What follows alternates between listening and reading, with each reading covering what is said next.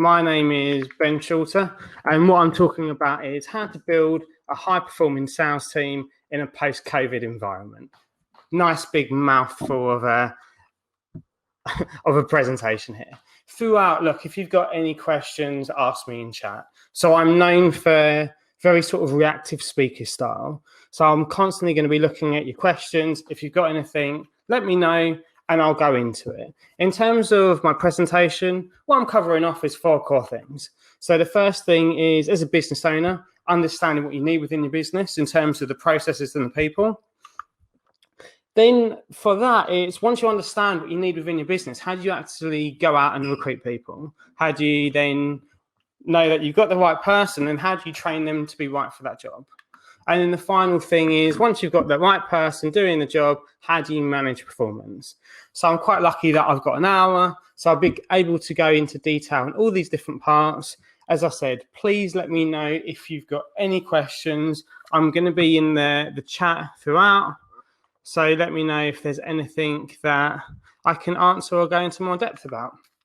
So I remember speaking at Base Conference last year, and I was speaking on the same topic: how do you build high-performing salespeople? And I remember starting off with this slide saying the world is changing. And what I was pointing out, that over the last 10, 11 years, there's been an explosion in the amount of SMEs that exist within Europe. And I was making a point that the marketplace is more and more competitive ever. Now I've got to change all my introduction because the world has completely changed again. So before, I was talking about how competitive it is to find and onboard the right salesperson. The world changed overnight. So as of this March, we've all been affected by COVID-19 going through the world. And what's that meant in terms of business? Well, the first thing is there's been a complete change in what a buyer is looking for. So products that sold really well prior to COVID are no longer selling. Other products have exploded. And within marketplace to marketplace, there's had to be masses of change in terms of how we deliver our products and our services. So in terms of my personal business, I was running a lot of events. And with that, we've had to move online. I was actually delivering training for lots of recruitment agencies. I now focus on training my own staff within my own recruitment agency. And the reason for that is we've had to adapt within marketplaces. The next core thing is there's going to be a load of redundancies. So businesses are going to downsize, and for that means there's going to be a lot of talent entering the marketplace. So this is why I wanted to talk a bit about recruitment within this presentation, because redundancies actually brings opportunities for good SMEs to expand their workforce. And the third thing to think about now in terms of a changing world is the rise of remote working. So some of the clients that I used to have were all focused in big offices. Now you don't necessarily need a big office. And this is why I suppose my presentation today is more important than it's ever been, because as a business, we have to react quickly. We have to really make sure that we're able to survive a difficult time. And this is the thing. In times of survival, it allows for businesses to be created in the right way. And then later on, when we're in a growth marketplace, those businesses that have grew in a harsh market can expand rapidly. Fortune favors the brave. So before COVID-19 happened, I was in this real luxury of being seen as one of the best trainers within the recruitment market in the UK. So I had some nice big clients. Some of the businesses that I worked with were 8 figures, 9 figures. One of my clients was a 150 million turnover business. And when COVID-19 started to escalate around the world and lockdowns happened, what I saw my 8 and 9 figure clients doing was making mass redundancies because they were uncertain. They didn't want crazy staff overheads. Certain companies within the United Kingdom have laid off a third of their workforce. However, and this is what makes this so important, is what we do now will dictate the next 10 years. Economies work in cycles. So there are times when the marketplace is really bad, where there's a struggle, and equally there are times of boom, where everything's going on and there's lots of things happening and there's lots of gross domestic produce being produced around the world. So there is lots of money being changing hands, and the marketplace is great. One thing that I've seen throughout my career is that people that started in really difficult marketplaces are those that can create long-term success. So within this particular presentation, if you think about my backstory, I started off in the recruitment industry in a sales role in 2009. So I had left university. I'd previously worked in recruitment, but I'd left in the middle of a recession. So every recruitment agency that I went to told me that I needed experience, until one of them eventually took me on trial for 1 week. And that's where I've got the Office know-it-all picture. Within 2 years, I became one of their top performing consultants. So I was turning over, in terms of a salesperson, my revenue was hitting close to £100,000 a month. Sometimes I think the most I ever did in revenue across a month was almost £250,000. So this is the thing. They took a chance on me and I gave back to them. And because I had that degree of success, I decided at the age of 25 that I was going to start my own business. So I started working within the expert and coaching space, doing events. And that started in 2013, 7 years ago. Over those 7 years, we've had crazy ups and downs, as anyone in business has. But ultimately, we've built a decent sized business. And then from that, I started to almost build a subset of that business focused on training for corporate companies, specifically training their recruitment teams, whether that was agency recruiters or in-house recruiters. And then my business was almost focused on delivering training to predominantly recruitment agencies, and then COVID happened. So what I did was invest in a recruitment agency. So rather than focus on training other people's teams, I now focus on my own. So I'm a director of 3 businesses which have a total of 18 people. And I tend to be the person that's responsible for training people, but equally I still sell recruitment solutions. I still sell training solutions where necessary. And with that, my current mindset around this time really comes from the book Leaders Eat Last. We're going to be in a difficult time economically for probably the next sort of 6 to 18 months. And the reason why I say 6 to 18 months is that was how long the last recession lasted. Well, in fact, the last recession was almost like 3 years long. So with that, I'm almost planning for a period of economic uncertainty. And this is why, at the moment, my mindset is leaders eat last. So what I've done is take on board different team members. Now, team members take time to become profitable. And I think this is the first thing that I'll say to anyone in business, that if you're hiring a salesperson, they're not going to start making you loads of money straight away. It takes time. Bearing that in mind, what I'm doing at the moment is positioning as many different people across my 3 businesses as possible, operating in a lean way, but importantly, where I'm not necessarily taking lots of money from the business myself, and instead I'm investing in team members. Because this is something I can tell you, the right team members are very profitable. One of the things that really got me down about COVID is seeing people that were profitable getting made redundant. So this is why I decided to really focus on building my own team. And it's why today in this presentation, I'm effectively going to encourage you to focus on doing the same. So again, understanding what do you need within your business? What different people can support your business to grow? Then how do you recruit for that person who's going to support the growth of your business? What different things do you need to think about?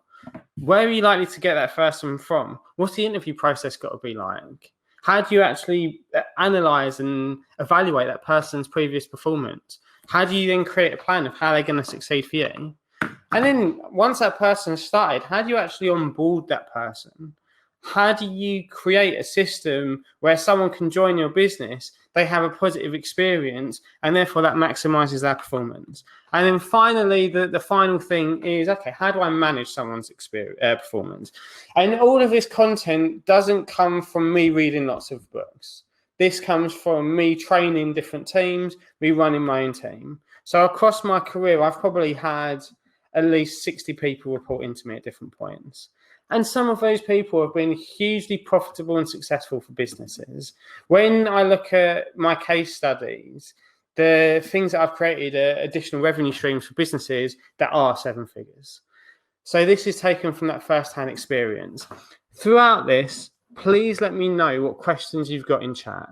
So I'm going to be in chat the entire time. I'll be seeing what questions you've got and answering them. So based on everything I've said so far in terms of understanding what you need, how do you recruit for people, how do you onboard people, how do you manage performance, if everyone who's watching this could let me know what thing is most important for them, the reason why I say that is because then I can focus a bit more time and energy on that particular part.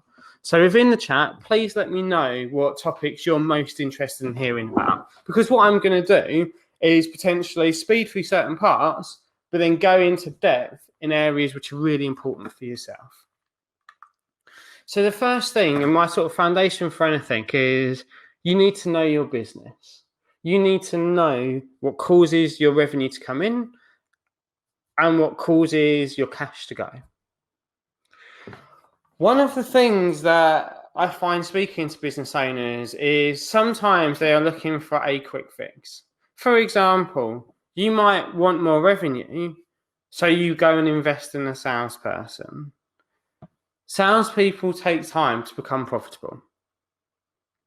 So, for example, in different industries that I've come across, I was actually speaking to an old school salesperson earlier this week, and he said, "Oh, I would expect someone to be profitable within 6 weeks."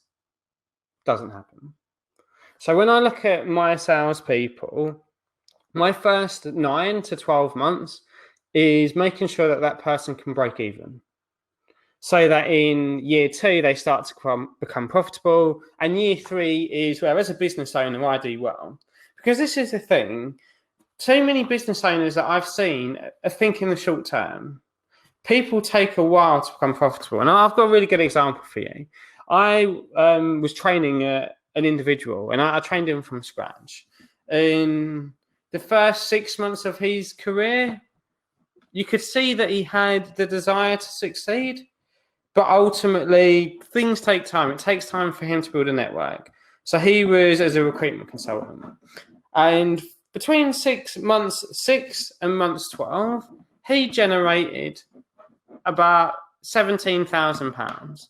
So to be fair, he wasn't on a great salary. He was on £25,000 a year. And his final 6 months of 2018, he generated about £16,000. In the first 6 months of 2019, he generated £30,000. In the second 6 months of 2019, he generated £90,000 of gross profit and around £500,000 of extra revenue or turnover. Now, this is the thing. All the best high-performing salespeople that I know take time to get there.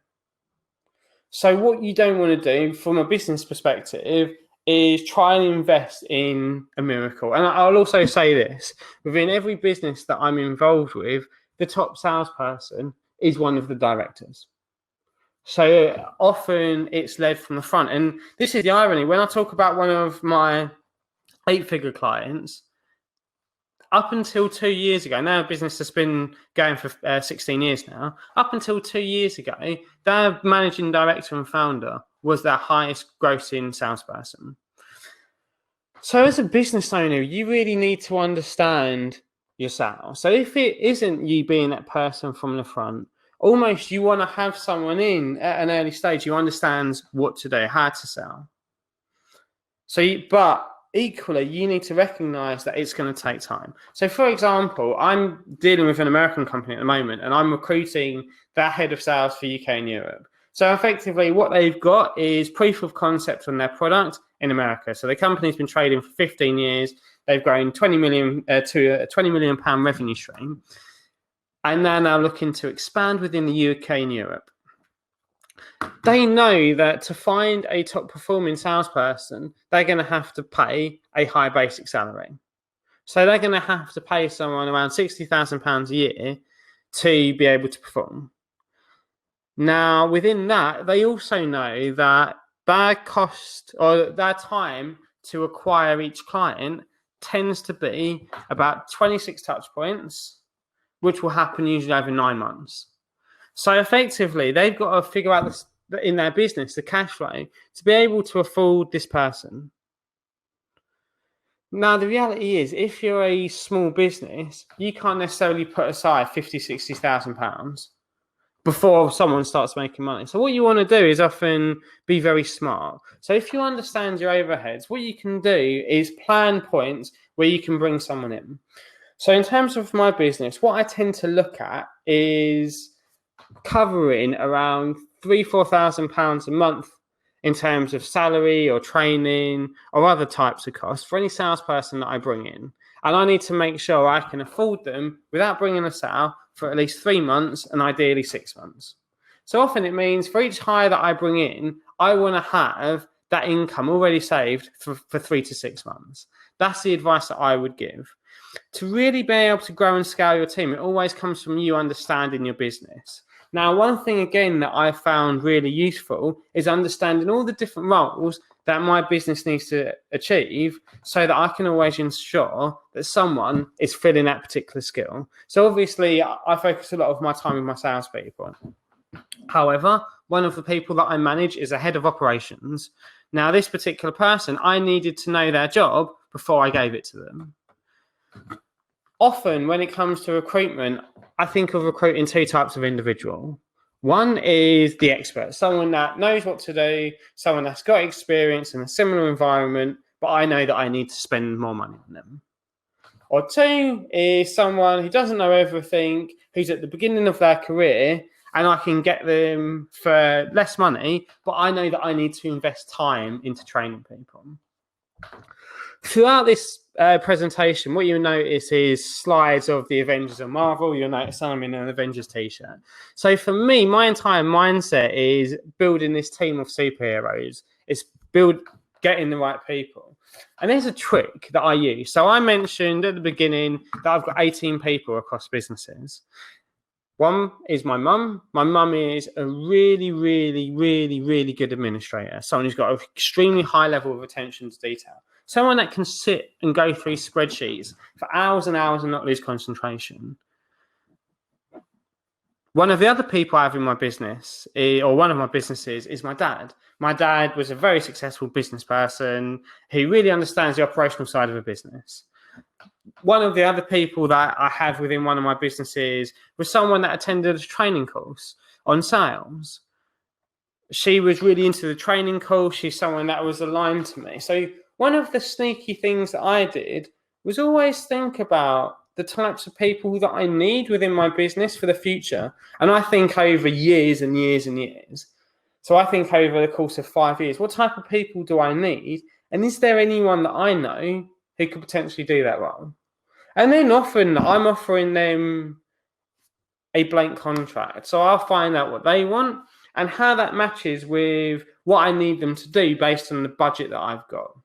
In terms of recruitment, I often see there's 3 core things that you want to think about. So firstly, it's having the budget. So for every hire you've got, they are going to cost you X amount of money. You need to work out how much money you've got at your disposal to be able to cost out. Can that person sit within my business for 6 months without them necessarily adding further cash flow onto my business?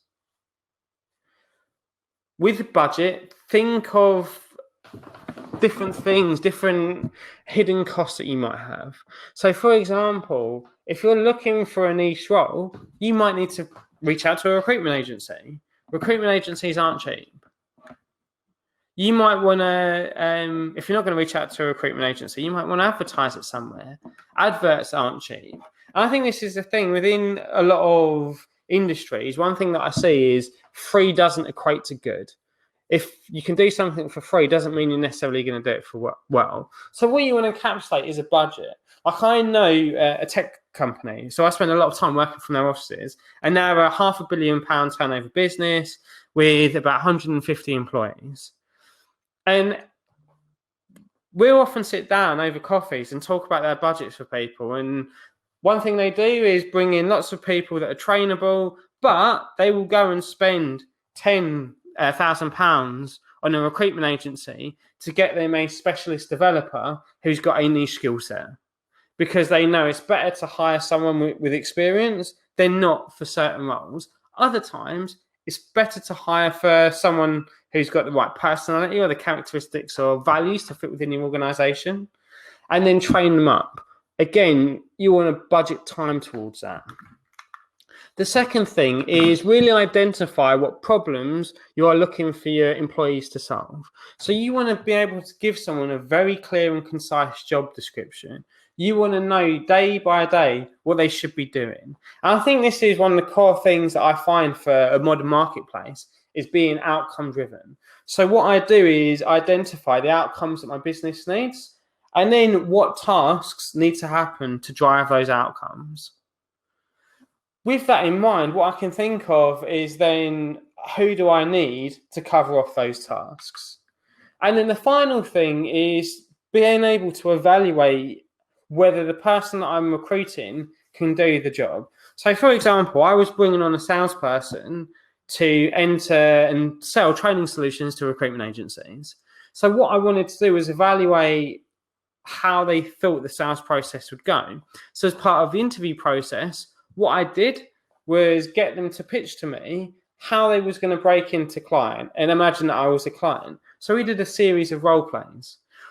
What you should always be able to do is have a clear strategy to evaluate whether someone's got the skill set to work for you. But equally, before you evaluate someone, you want to show them that they can evaluate you too, and get them to think about how they want to evaluate you as an employer. Because I think this is the thing that one of the mistakes that people will make in a recession is that people are disposable. The best people build your business. Your people are your foundation to success, particularly over the long term. The most wealthiest people that I know personally are people that have been great at managing their staff and resource, building positive outcomes for people. I know a multimillionaire who once said to me, Ben, like, people are the lifeblood of your business.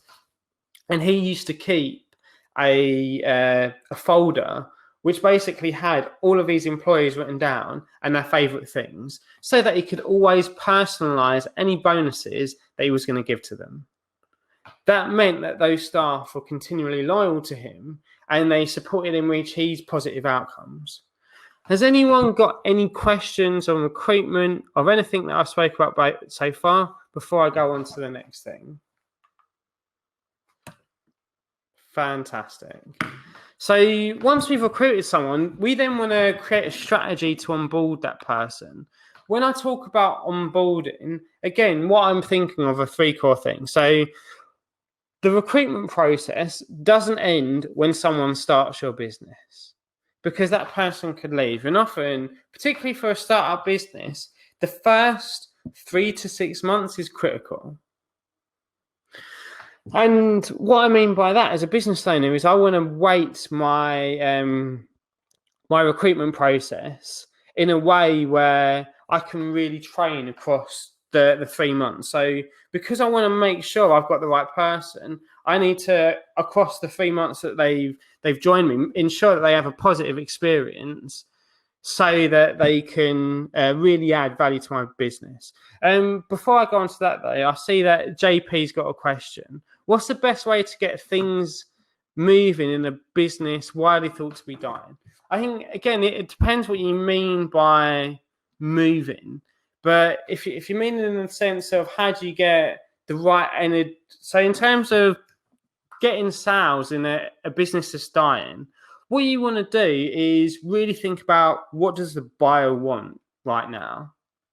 So when I'm training a salesperson, I need them to identify what problems their target businesses are going through so they can give them a solution. Because I think this is the thing. businesses are going to be all over the place at the moment. So when I think about how I'm getting my business moving, what I'm thinking is always, what marketplaces can my team and I add the most value? So, for example, if I'm looking at, say, the print marketplace, I would think, where are there opportunities to print? One thing is, for example, the importance of localized environments. So one of the things that we've certainly seen in the UK, and I'm certain this is going to be something that happens throughout Europe, is businesses actually have to move a bit more locally. So that then means they might have to target a local demographic. Often the best way to sell to someone is to educate them as to why they need your solution. So it's really investing time within that process of educating your clients so that you can show them why they need print. What is the effectiveness of print now? I hope that makes a bit of sense, JP. So when I talk about onboarding, I've recruited someone, but now what I want to do is ensure their success. So say I'm bringing on a salesperson, the first thing I want to do is welcome them to the business. I want to show them what is important to me. I want to show them what my values are and why they should work for me. I think this is the thing, like I mentioned Simon Sinek book earlier, Leaders Eat Last. Before that, it was start with why. So when I'm onboarding someone, I want to show them, why do I operate within this marketplace? Like, I'm really passionate about every marketplace that I operate in. I think my training business is the best training business ever. I think my recruitment agency is the best recruitment agency ever. And with that, I want every single person I'm bringing on to feel exactly the same. Like, there's no market that I operate in where I don't feel that I'm adding value to clients. I only do things that I feel adds value to my business's clients. And for me as a manager, what I then need to do is add value to my team members. So the second thing I do when I've recruited someone new is I ensure that I have a clear process of what I need them to do so I can train them on my methodology through that. Now, sometimes with this, if I bring on board a skilled person, this training can be very collaborative. So it might not just be me teaching them how to do the job. It might be them teaching me how they do that job. So, for example, I've got a really skilled administrator who runs all my finances, and she runs a profit-first methodology on our accounts. That was something where on a day-to-day, she's consistently teaching me. But we work in collaboration to identify what the outcome of our role is, so I can then train the right things on it. And then finally, when it comes to onboarding someone, I always think about, how do I lead them as a manager? Like, I'm really key on core leadership skills. Again, for me as a business leader, apart from doing things like this, most of my day-to-day is solving different issues that my team members have. So whether that is Michelle, my head of operations, speaking to my accountant and me needing to facilitate a meeting between them and ensure that Michelle feels that she can make the right decision, or whether it's Liz negotiating with a key big corporate client and wanting my involvement to understand the commercials, to whether it's my trainee Liam understanding the basics of recruitment. So as a business owner, my job is to lead my team members so that they can give a positive experience to my clients. So ironically, although I do deal with some of my clients, the most important role in my day-to-day is dealing with my team members, and it's leading them in a positive way. So the final and fourth part of my presentation was managing performance. And I'm surprised at how quickly this is flying by. So again, guys, if you've got any questions within chat, please let me know. I'm happy to go on tangents. So far, I've talked a bit about understanding your business, recruiting people, onboarding people, and the final thing is managing performance. This is crucial. As a business owner, again, what you want to do is understand the outcomes over periods of time. So, for example, I worked with a client, and this client had been in business for 16 years. It took them 5 years to really get off the ground, but on year 6, they took on board a couple of salespeople. These salespeople are still there now. The reason those salespeople are there is because the directors understood that if they retain high-performing salespeople and did whatever it took to keep them, those people would consistently generate revenue for a business.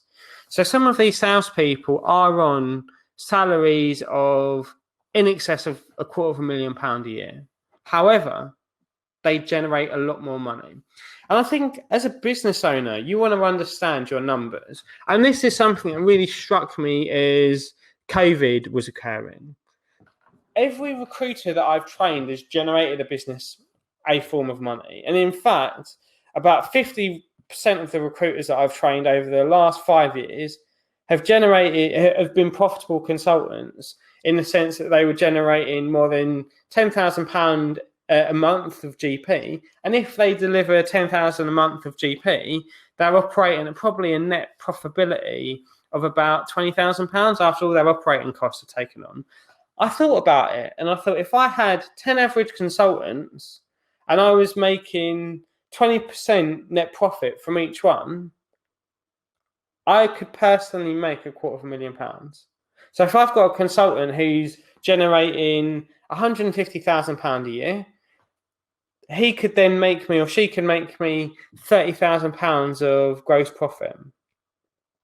So what I want to do is manage that person's performance. And what I'm going to do is give you the 3 key ways in which I really think about this. Now, when I say manage performance, I love actually, again, the Avengers. And Nick Fury is one of those. It's pushing someone when they need pushing. It's wrapping your arm around someone when they need a hug. It's really showing your staff that you care about their best interests and you care about them getting a result. So the first thing that I do when it comes to managing performance is make sure that everyone working within my business has a clear outcome that they work towards. My credit controller has a clear target. My head of operations has different targets. My salespeople certainly have targets. And these targets are often there are the outcomes. By having a clear outcome, I can then measure what's needed to go into that, the input needed. Now, being outcome focused is a blessing for me as an employer. It means I don't need to operate on a 9 to 5. I don't need people in an office. What I need to know is what inputs my staff need to do to create the outcomes that I want and measure those inputs. So people within my business can actually work in a way that is relevant to them. Now, what this has meant for me is I've got some really kick-ass people doing a great job for me without me really having to sort of push them too much, because they're focused on their outcome. My salespeople, they get given the retainers because I expect them to do a certain amount of sales activity. They can do that sales activity in 2 hours or 10 hours. Doesn't matter to me. If they do that sales activity, I know that I'm either going to get the outcome that I'm going to look for, or the inputs aren't good enough, which then brings me to my next point. I collaborate with my staff to understand what their weaknesses are, so that those weaknesses can be either dealt with, so that, for example, the unorganized salesperson has his life organized for him by someone else. One of my salespeople is phenomenal at closing deals, but not phenomenal at running their calendar. So it was worth me to find a virtual assistant to run their calendar. He's happy, which leads to a better outcome for me without actually having to focus on overcoming his weakness. He still has no organization. Someone else does it for him. So I think this is the thing. When I manage performance, I collaborate with my team members to identify what they want so that then we can work on it together. So when I'm training someone, I'm not coming from a place of I'm the expert. We're forming outcomes together and working together on those outcomes. And again, I think the final thing is leading as a manager. So when you're leading someone, you're trying to do what's best for the business's outcome and for their outcome. If you marry that over time, you get result. And I think, again, this is the thing. It's why throughout the changes that's happened in the world, I focused on building my own team, because I know that not everyone is going to be right for you. However, if I give everyone a good experience, then I'm going to automatically find the best people to work with in my business. So there are people that have left my business. In fact, again, within hardcore sales-driven industries, my retention rate isn't the greatest. I'm not going to win a HR award from it.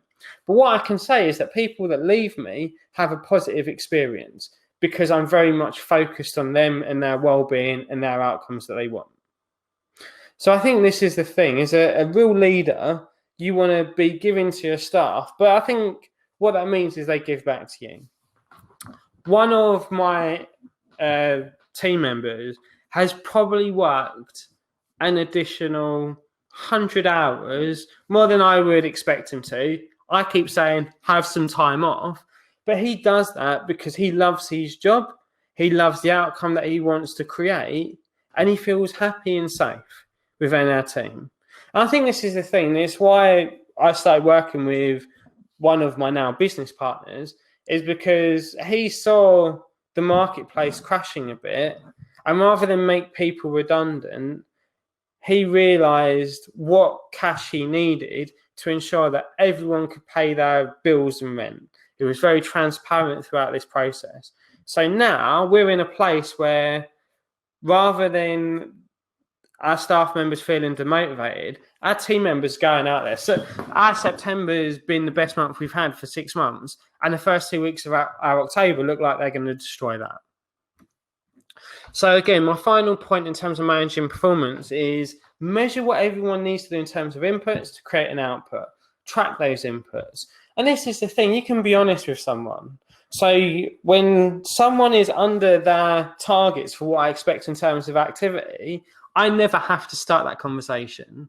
So I had a team member under target because they've got a clear target, they've got clear measurements, and they didn't hit it. So they know coming into that meeting, they want to be honest with me about it.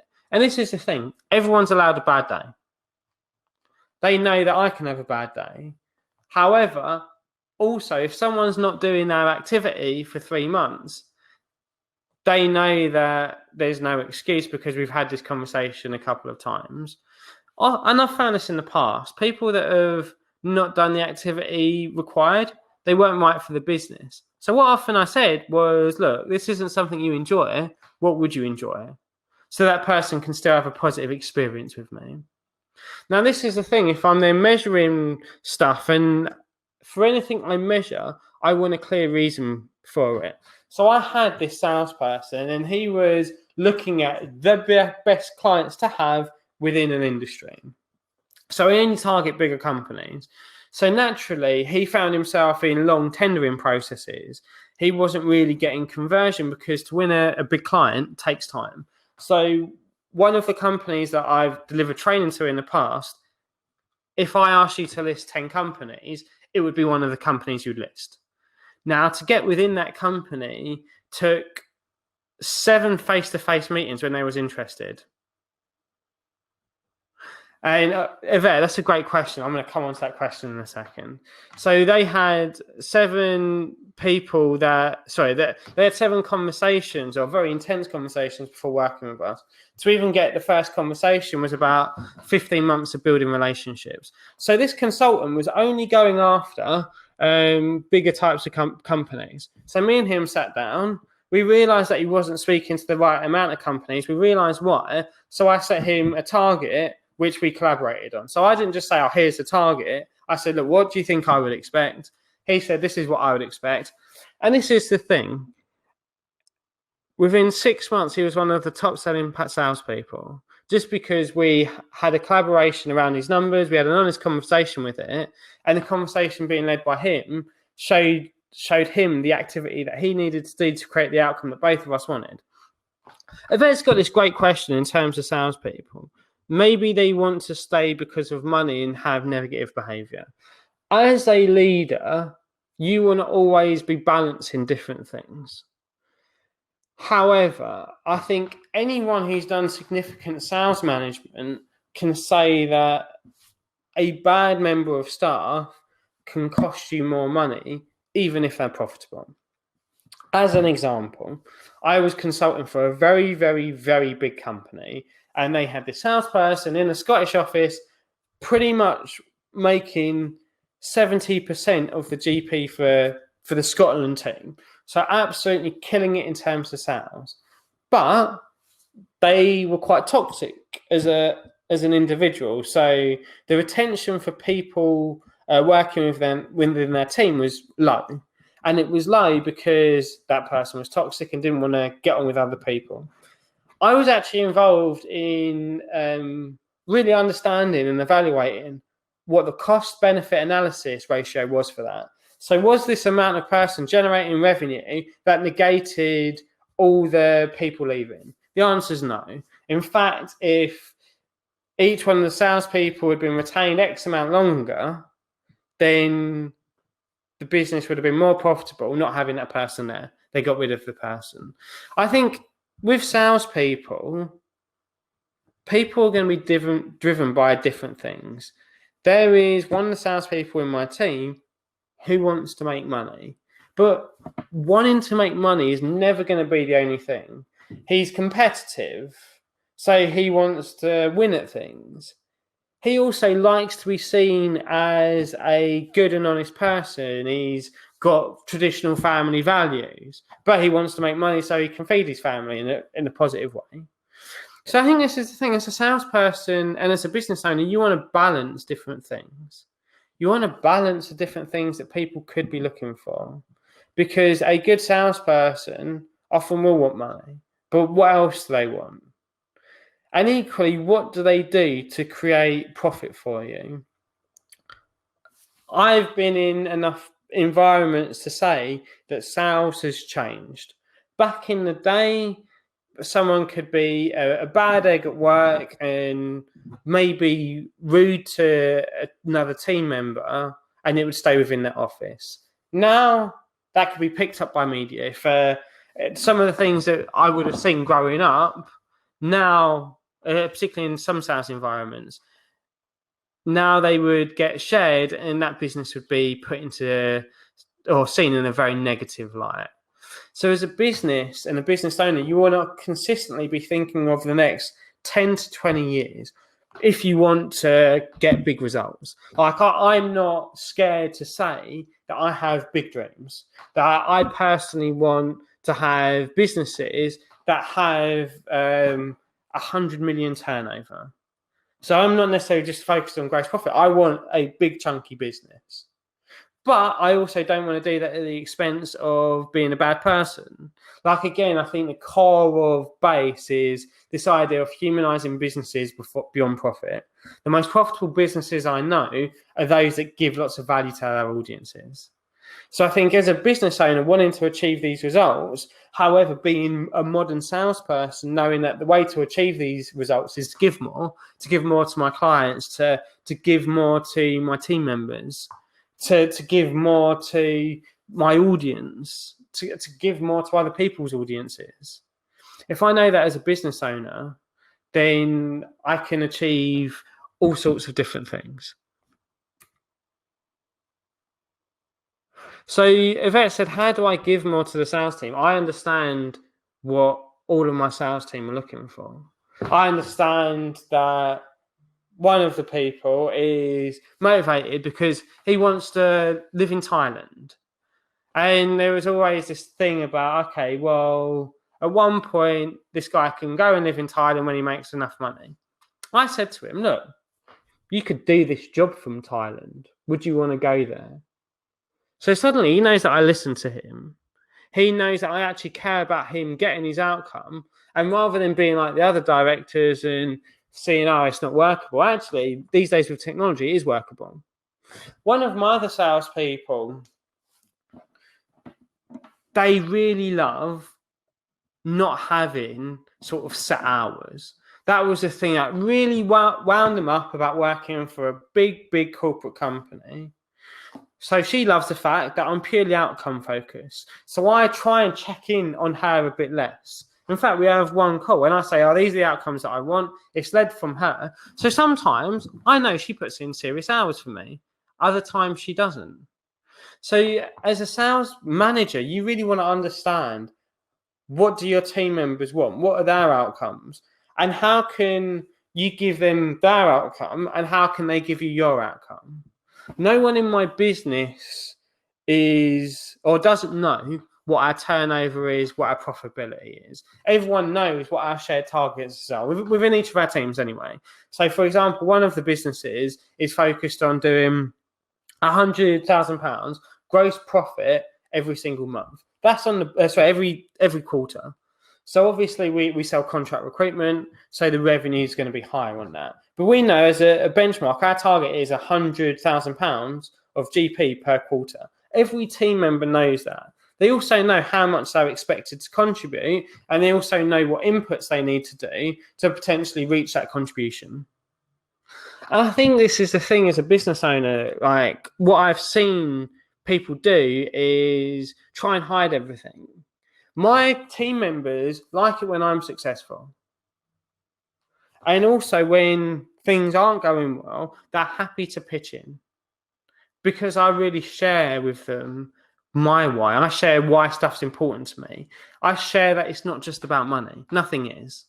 Like if I said I want 100 mil at all costs, that wouldn't be me. That would be going against my values.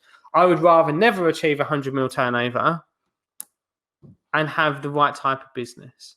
And I think this is the thing. You want to understand what people want. You understand what you want as well. So obviously I've talked about 4 core things. So I've talked about how you understand your business. I've talked about recruiting, then onboarding, and then measuring performance. Obviously, I've gone through lots of different things. I've not necessarily gone into loads of depth. And one thing I'll say is this. If you want to arrange a conversation with me to go through any of this, I'm available. I'm going to share my email address within the comments because I noticed that businesses often go through the same problems. They have no process. So, for example, with salespeople, they'll onboard salespeople and not give them a clear process to follow. So with that, what happens is they pay for someone to come on board and that person doesn't know what to do. And they don't know what that person needs to do, and nothing happens. So whenever I onboard someone, whenever I bring someone new to the business, I give them a process. I then actually, over time, collaborate with them in terms of how to maximize that process and fit it towards them. The next thing I know is that, I see, is that staff aren't trained correctly on following those processes. One of the businesses I'm involved with has been going for 15 years. Now, the reason it's not grown as big as it could have is because people would come in and try and do their own thing. There was no real standardized operating procedures. Have a clear process or a standard operating procedure and train people how to do it. And train people on 2 things. Train them on the process, but equally train them on the behavior which gets the outcome that process is there for. So, for example, if I've got a process that is designed to see whether someone fits within a client of ours, so a recruitment process, I then train that person on why I want them to follow my process, but also why my process exists in the first place and the behavior that I want that process to cause. Often as a recruiter, the process that I want people to go through is just being curious. I want my salespeople to be curious. So I train them on it, but I will then say over time as they gain more experience, this is the behavior. So follow this, do your own process or create your own process. And the final problem is they don't manage the staff. And this is the thing. What that means as a business owner, you need to build processes within your business. Sales processes, recruitment processes, operating processes. You need to train your team and you need to manage your team members in an appropriate way. Part of my business solves those problems. So I own a sales training company. Typically, we work with recruitment agencies where we've built their processes, their internal processes, we've trained their team members, and we manage performance. Nowadays, most of my time is spent doing this stuff with my team members. So it's rarely that I do client-based stuff. So we have other consultants involved, but occasionally I do it. So what I've done, because I love speaking at Base Conference, is I've allowed for some time once I'm back from a holiday to speak to people. So what I'm going to do is leave my email in this chat, or you'll see it at the end of this slide. It's ben@gtex.org.uk. So send me an email and I will respond to it and I will let you know when we can speak. I really hope you enjoyed this presentation. Let me know if you've got any questions in the chat. So I know I've got another 5 minutes here. If there's any questions in the chat, feel free to speak to me. I hope anyone going through this is enjoying it. And look, I hope you enjoy the rest of your base conference. Feel free to connect with me on LinkedIn. My name's Ben Shorter. I'm going to be stick around. If you've got any questions, feel free to ask in chat before I then stop sharing. Thank you so much, Yvette. Thank you so much.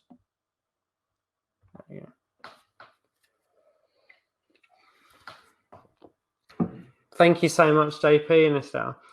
So I've got 3 businesses. So one is an expert business. So we train up experts. We've been going for 7 years.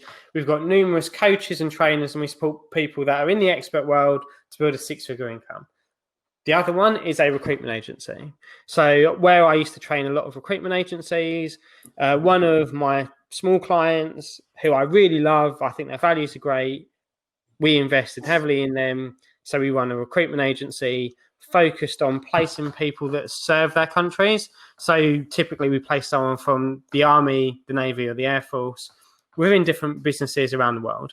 And then finally, I do a record label for fun. A record label? A drum and bass record label. Nice. Nice. So thank you so much. It was really great to have you in the base conference. And it looks like everyone had lots of fun looking at the comments and the questions and things. There is a quick closing session just on the main stage. So if once you drop off here, remember to jump back onto the main stage for a quick close, and then we'll see you all tomorrow. So thank you very much. Thank you so much, everyone. I hope you enjoy the rest of your base conference.